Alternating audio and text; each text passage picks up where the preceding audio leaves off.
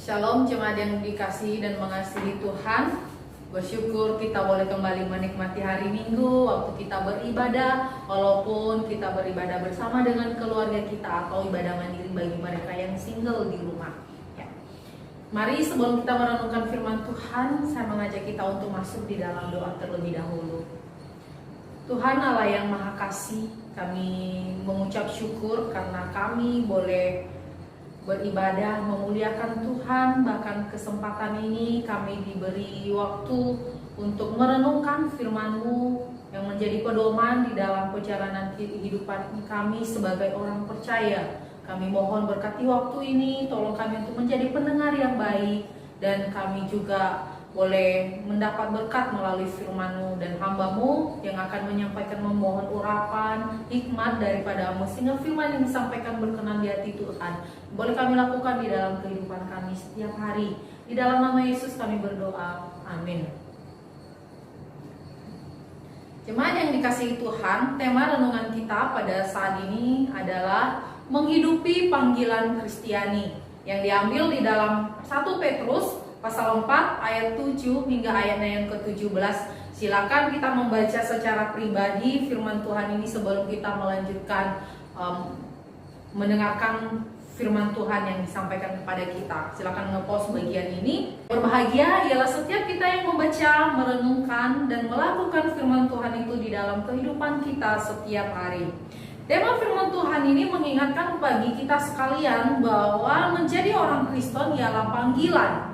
Dan jikalau kita dipanggil menjadi orang percaya, itu adalah anugerah atau Allah yang memilih kita untuk menjadi orang percaya. Maka bersyukurlah akan hal ini, Bapak Ibu. Kan saat ini kita sedang dalam suasana Paskah, ini menolong kita mengingat Kristus yang berkarya, berkorban bagi kita. Kita yang dihukum oleh karena keberdosaan kita, namun Kristus menanggungnya karena Ia mengasihi kita. Dan bukan berarti karena kita sudah dibebaskan dari hukuman dosa, berarti kita bebas melakukan dosa. Tidak, Bapak Ibu, melainkan kita orang percaya, kita harusnya menjadi jauh lebih baik dibanding mereka-mereka yang masih belum percaya. Kita juga perlu mengingat kembali bahwa kita orang Kristen dipanggil untuk melayani. Melayani tidak hanya dilakukan oleh para pendeta atau para penginjil di gereja atau para majelis dan aktivis. Tidak, setiap kita orang percaya disebut sebagai hamba Tuhan. Dan bagaimana dengan pendeta penginjil yang ada di gereja? Oh, saya setuju dengan ungkapan yang disampaikan oleh pendeta, salah seorang pendeta di khotbahnya. Beliau mengatakan bahwa para pendeta penginjil bisa disebut sebagai rohaniwan. Dan saya tidak mengajak kita berdebat akan hal ini, saudara. Tetapi pada intinya setiap orang percaya, saya dan saudara, itu adalah hamba Tuhan. Seorang hamba, bagaimana menjadi seorang hamba yang baik? Bagaimana cara kita menghidupi panggilan Kristiani kita sehingga kita bisa disebut sebagai hamba yang baik, hamba yang setia? Ada syarat-syarat yang harus kita miliki di dalam menjalankan kehidupan kita atau panggilan kita sebagai seorang Kristen. Pertama adalah tekun dalam doa. Saudara-saudari yang kekasih, nas yang telah kita baca barusan dimulai dengan kalimat kesudahan segala sesuatu sudah dekat. Ini menjelaskan kedatangan Tuhan Yesus yang kedua kali yang ditunggu-tunggu oleh kita. Dan jangan heran, kedatangan Tuhan Yesus yang kedua kali ada banyak dibahas di dalam pertemuan Kristiani pada 2000 tahun yang lalu. Banyak dituangkan di dalam khotbah-khotbah. Maka jangan heran ketika Petrus menulis surat ini, dia menguangkan kalimat yang demikian. Dan dengan demikian orang percaya didorong untuk memiliki kehidupan yang bijak di dalam perjalanan panggilannya di dunia ini. Orang percaya harus memelihara imannya, mengutamakan kesalehan hidup dan ketenangan pikiran. Tujuannya untuk apa? Supaya kita ini bisa berdoa di hadapan Tuhan. Kenapa harus doa? Doa adalah senjata yang ampuh dalam masa-masa sukar, dalam menghadapi masa sukar atau menghadapi masa-masa penganiayaan, seperti halnya kondisi jemaat pada saat itu. Bahkan di dalam Katekismus Heidelberg, pertanyaan minggu ke-45 membahas tentang mengapa orang Kristen perlu berdoa? Jawabannya adalah karena doa adalah bagian utama dalam pemberian syukur yang Allah tuntut bagi kita. Dan Allah hendak melimpahkan rahmat-Nya serta Roh Kudus-Nya hanya kepada mereka-mereka yang berkeluh kesah dengan tiada henti-hentinya memohon rahmat serta Roh itu darinya dan mengucap syukur atasnya. Jadi Bapak Ibu, doa adalah kekuatan kita. Doa adalah cara kita menyerahkan diri kita, menyerahkan pergumulan kita kepada Allah melalui Kristus yang kita kenal di atas segala kesulitan kita. Dan ini hanya bisa dilakukan oleh orang Kristen. Saran yang kedua yaitu memiliki kuasa kasih. Kasih yang dimaksud bercerita tentang kasih Kristus yang telah Ia kerjakan, bahkan Ia berikan kepada kita orang yang Dia pilih. Kasih ini penting dimiliki oleh orang Kristen, tapi tidak hanya sekedar dimiliki, tetapi juga dibagikan, dipancarkan kepada orang-orang yang ada di sekelilingnya, secara khusus di antara orang-orang seiman. Tidak hanya kita terima, tetapi kita berikan. Mengapa? Karena memang kita dipanggil untuk membagikan kasih itu. Kita udah menerima, kita membagikannya sebagai wujud ucapan syukur kita. Maka kalau kita mengasihi orang lain, bukan supaya kita mendapatkan kerajaan surga, supaya kita diselamatkan, tidak. Karena kita sudah mendapatkan duluan jaminan kehidupan kekal itu dikala kita percaya kepada Yesus Kristus. Tetapi kita mengasihi sebagai wujud ucapan syukur kita kepadanya yang telah memberikan kita kasih itu. Sebagai wujud ucapan syukur kita kepada Sang pemilik kasih itu. Kasih agape, kasih dari Kristus yang membuat dosa tidak terlihat lagi, adalah merupakan ukuran kasih yang paling tinggi yang telah kita terima sebagai orang-orang percaya. Adapun efek dari kasih ialah menutupi banyak sekali dosa, sebagaimana yang telah kita baca. Mendengar kalimat dimaksud, apa yang terlintas di dalam pikiran saya dan Bapak Ibu? Kasih Tuhan Yesus menutupi pelanggaran kita. Bahkan tidak ada yang sekedar menutupi, bahkan kasihnya membuat Dia tidak mengingat-ingat dosa. Mengingat dosa yang telah kita perbuat. Bahkan kasih itu harusnya membuat kita juga tidak memandang kelemahan dari sesama kita. Saya juga setuju dengan bapak-bapak gereja yakni Origen dan Tertullian yang menyebutkan bahwa pengampunan kita terhadap orang lain adalah merupakan bukti bahwa kita telah diampuni. Itu adalah kasih agape yang telah kita alami. Jadi mari kita menceritakan ya dengan kasih yang kita miliki, dengan memancarkan kasih itu, maka secara tidak langsung kita sedang menceritakan, oh aku loh, ini aku orang yang telah menerima kasih yang lebih besar dari Kristus. Kasih itu juga harus kita tunjukkan kepada orang-orang asing yang datang ke tempat kita. Kita harus menjamu, memberi tumpangan kepada mereka. Kasih persaudaraan ditunjukkan kepada mereka orang asing yang tidak ada hubungan darah dengan kita. Secara simpelnya bisa diartikan bahwa kita harus menjadikan orang asing sebagai saudara kita. Ini khususnya harus terjadi di kalangan orang yang seiman. Harus terjadi. Nah, beberapa penafsir mengatakan bahwa saat Petrus menulis surat ini, mereka sedang berada di dalam masa-masa penganiayaan. Ya, orang-orang yang pembaca berada di dalam masa-masa kesulitan. Bisa jadi dalam masa-masa penganiayaan atau kesulitan itu mereka mengalami perampasan. Bahkan dalam untuk mengatasi hal itu mereka harus pergi, harus berlari menjadi orang asing di negeri orang lain. Dan yang namanya orang yang menyelamatkan diri di situasi itu, mereka juga habis diram, tidak punya apa-apa. Mereka pasti punya kesulitan hidup. Maka ketika kita bertemu dengan orang itu, kita harus menjadikan mereka sebagai saudara, membantu mereka, menopang mereka. Dan ini juga, tafsiran ini didukung dengan dalam penelitian kata di dalam bahasa aslinya. Dikatakan bahwa perintah ini sifatnya sedang berlangsung, jadi menjawab kondisi mereka saat itu.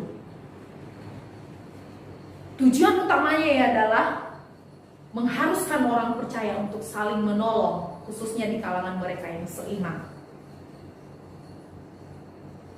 Nah, Bapak Ibu, di dalam masa wabah COVID-19 ini, saya yakin Tuhan dimuliakan dengan sikap kita jemaat yang mendukung himbauan dari majelis. Mari kita yang memiliki lebih, kita kumpul bersama, kita membantu mereka yang kesusahan oleh karena mengalami dampak dari anjuran pemerintah social distancing, dan kita bersyukur boleh memiliki hati yang seperti ini, hati yang alkitabiah. Nah, Bapak Ibu, kita harus memancarkan kasih itu. Jikalau matahari saja, matahari ciptaan lain yang tidak lebih mulia dari kita, bahkan kita ini jauh lebih mulia dari orang-orang lain. Mengapa saya berkata demikian? Karena kita sudah dipilih untuk dibebaskan. Ya, cahaya matahari memantulkan cahayanya ke bulan, dan bulan memantulkan cahayanya itu ke bumi, sebagian dari belahan bumi, sehingga cahaya itu mencerahkan bagian bumi yang sedang dalam keadaan gelap, walaupun tidak semuanya. Bapak Ibu, adakah kasih kita jauh melebihi dari pancaran bulan yang bisa dikatakan terjadi musiman, dan tidak semua bumi mampu terangi? Bagaimanakah kasih kita? Apakah kasih kita sudah sungguh-sungguh merupakan kasih yang agape, yang tidak ada batasnya? Atau masihkah kasih kita masih musiman, kita masih milih-milih kepada siapa saya harus memberi kasih dengan beberapa syarat yang kita pikirkan? Mari bersama milikilah kuasa kasih yang dari Kristus yang telah kita terima dahulu. Ketiga ialah melayani sesuai dengan karunia. Bulan November yang lalu kita pernah membahas khotbah tentang karunia Roh Kudus atau karunia rohani. Karunia rohani diberikan kepada orang percaya saat dia menerima kasih karunia keselamatan. Tujuannya untuk melayani, untuk gerejanya, untuk gereja Tuhan. Mengapa harus melayani? Jawabannya simpel aja Bapak Ibu. Ya karena memang kita dipanggil untuk melayani, bukan untuk ngebos. Orang percaya dipanggil untuk melayani, jauh dari itu. Alasannya ialah karena Kristus telah hadir untuk memberi teladan pelayanan bagi kita. Dan bukankah kita seharusnya meneladani Dia? Kembali saya menegaskan bahwa posisi kita sebagai orang percaya ialah penerima karunia. Dengan demikian, kita harus bertanggung jawab atas karunia yang diberikan kepada kita dengan cara mengelola dan mengurusnya dengan baik. Maka kita harus meneladani Kristus di dalam pengelolaan dan pengerjaannya. Bagaimana caranya? Kita harus menunjukkan sikap pelayanan kita yang baik terhadap seorang akan yang lain di dalam gereja atau di dalam komunitas kita. Saat kita melakukan pelayanan terhadap sesama kita, maka kita harus memberi yang terbaik. Lakukanlah seperti halnya kita melakukannya untuk Tuhan. Dan ingat bahwa kita orang Kristen, kita hidup di hadapan Tuhan. Walaupun kita di tempat tersembunyi sekalipun, kita hidup di hadapan Tuhan. Orang Deo, Bapak Ibu. Kalau kita mengatakan saya melakukannya untuk Tuhan, maka kita harus berusaha memberi yang baik bagi sesama kita. Melayani sesuai karunia ini seperti halnya dalam sebuah organisasi gereja di mana setiap pengurus memiliki bagian masing-masing dan mereka harus bertanggung jawab kepada Tuhan di dalam bagian-bagian mereka. Nah, hendaknya lah kita, demikianlah kita ketika kita melakukan pelayanan kepada sesama kita. Kita dapat memahami bahwa sesungguhnya karunia rohani bukanlah untuk kita sendiri, bukan untuk kita simpan, melainkan untuk orang lain, dan tujuannya adalah Kristus yang dimuliakan. Orang percaya tidak boleh menyendiri, melainkan orang percaya harus memiliki kehidupan yang saling. Untuk itulah setiap orang percaya diberikan karunia yang berbeda-beda supaya saling menopang dan pelayanan dalam tubuh Kristus boleh berjalan.